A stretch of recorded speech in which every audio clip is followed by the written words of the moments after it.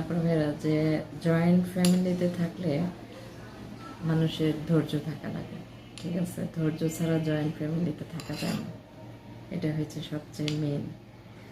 আপনার ধৈর্য আছে তো আপনি জয়েন্ট ফ্যামিলিতে ভালো থাকতে পারবেন। কারো কথা কানে নেওয়া যাবে না,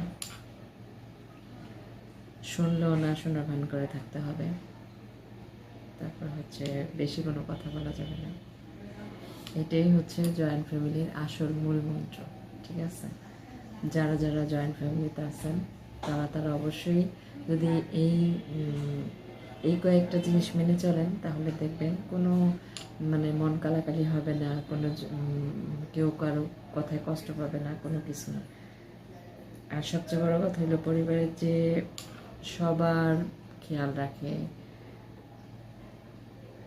মোটামুটি দায়িত্ব পালন করে, সবার